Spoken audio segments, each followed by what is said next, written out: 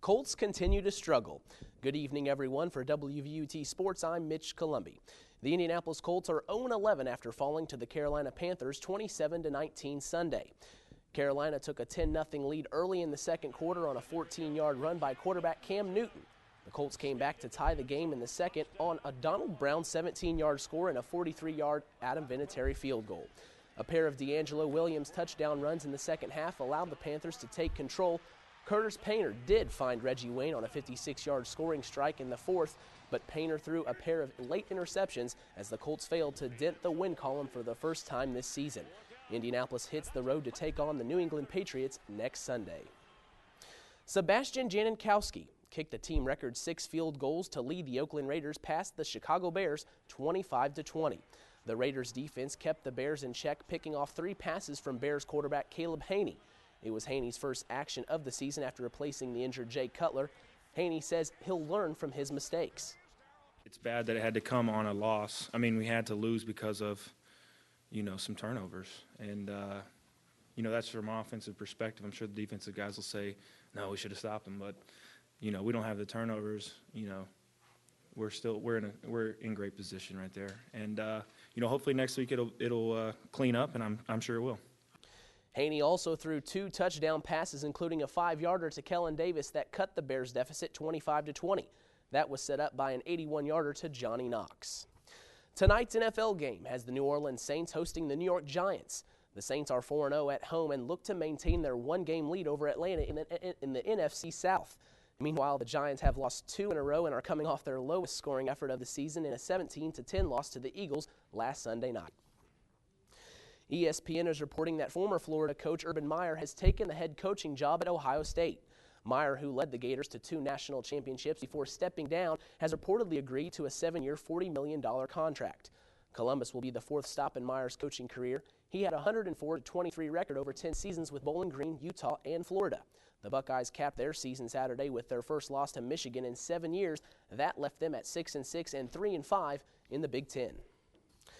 7 years of tantalizing potential that often led to frustrating results at Illinois ended Sunday when the school fired coach Ron Zook following his team's historic late-season collapse. Illinois started the season 6-0 but finished with a 6-game losing streak, finishing with a 27-7 defeat at Minnesota on Saturday. At his own news conference, Zook didn't take questions but thanked a room packed full of family members and friends for what he called 7 special seasons. I think y'all know how I feel about them. They've come here, they've worked so hard, they've tried hard to do what we've asked of them. I have a great appreciation for our players and the relationships that we've shared. This is a family, it truly is. It's a difficult time. First and foremost, I want to make sure our players are okay. And for that reason, it's not the time to entertain questions. After I've had some time to digest and reflect, I think will be a better time for that. I hope you all understand. Zook finished with the 34-51 record and leaves the Illini in a year in which their only Big Ten wins were against Northwestern and Indiana. Turner Gill arrived at Kansas after taking a perennial downtrodden program at Buffalo to unimaginable heights. He's leaving after a 2-year stretch in which the Jayhawks slipped back to their familiar place in the Big 12 cellar. Gill was fired Sunday, one day after the Jayhawks lost to their rival Missouri and finished the season 2-10. Some of the names being bandied about to replace Gill include former Texas Tech coach Mike Leach and former South Florida coach Jim Leavitt. He along with Southern Miss coach Larry Fedora and Houston coach Kevin Sumlin. The Vincennes University men's basketball team suffered their first loss of the season to Three Rivers, Missouri, 75-66. Saturday night in the final game of the Three Rivers Thanksgiving tournament, Ronald Ross had a career-high 31 to lead the Trailblazers, while Deshaun Delaney scored 15 for VU.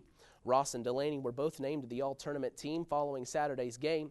VU will next be in action Saturday when they take on Christian Life Academy in the PE complex. Tip-off is set for 6 p.m. Will Sheehy scored a career-high 21 points off the bench as the Indiana Hoosiers cruised past Butler 75-59 last night at Assembly Hall in Bloomington. Washington's Cody Zeller finished with 16 points as the Hoosiers are off to a 6-0 start for the 2nd straight season. Christian Hopkins scored a team-high 19 points for the Bulldogs as Butler drops to 3-3. IU takes on North Carolina State Wednesday night in the Big Ten ACC Challenge game in Raleigh. Butler is back at Hinkle Fieldhouse tomorrow night to face Oakland City. It's time now for our play of the day. Today's play comes from courtesy of the Bills-Jets game. Let's head out to MetLife Stadium, and on first down, Bills quarterback Ryan Fitzpatrick goes deep to Brad Smith. He underthrows the ball, but Smith makes a nice play to deflect the pigskin away from the Jets' Antonio Cromartie, then makes the catch and goes in for the 36-yard touchdown. Unfortunately for the Bills, the day belonged to the Jets, who went on to win the game, but Brad Smith certainly deserves our play of the day. Cameron, that'll do it for sports. All right, thanks, Mitch.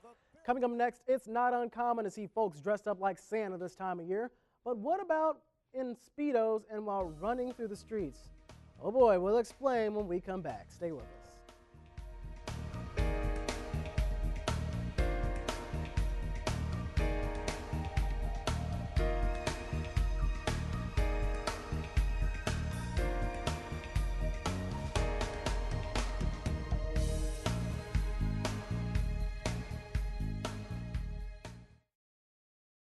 Millions of monarch butterflies. One incredible journey. 2,000 miles. Canada to Mexico. No GPS, no maps. Just an unquenchable drive to go home. How do they do it? The incredible journey of the butterflies on Nova.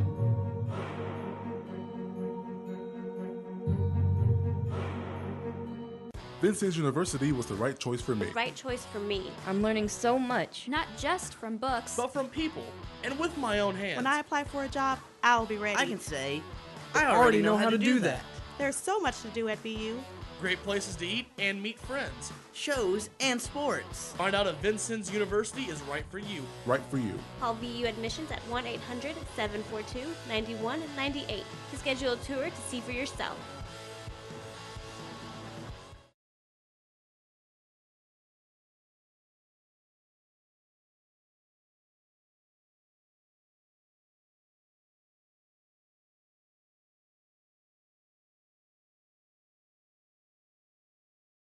Skivvies ready to hit the road. Some dressed like Santa, others in nothing more than their Speedos. He said one word. He said Speedo, and I said yeah. With a loud bullhorn, they were off. No reindeer or sleighs in sight. With just one goal, 180 people ran to raise money to fight breast cancer. It brings a lot of attention to the whole cause, so I mean there are a ton of people here. I would think more than you would ever get in Berwick. I wouldn't have expected this, but it is a lot of fun. In late November, the Santa Speedo Run isn't exactly what you'd expect, but with this weekend's weather, it wasn't all that bad either. It's actually a nice day out. We did it last year and it was in the 20s or 30s, and this year it's in the 60s. A lot better. I'll take it. While some would call this group crazy, others, like Daniel Bush, call them important. She's a 5-year survivor of breast cancer. It's awesome to see the people come out and offer their support, and it's something different for the community. While it may be a fun way to raise some cash, the Santa Speedo Run also sends a message. Monthly breast exams are so vital and so important, and when they tell you to do them, do them. You know, it saved my life. And that is our report for this Monday. Hope you had a good Thanksgiving.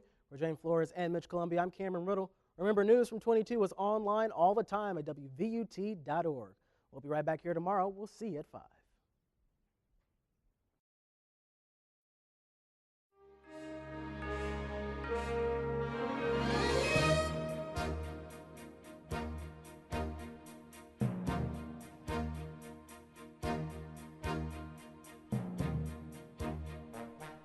You're watching WVUT Vincennes.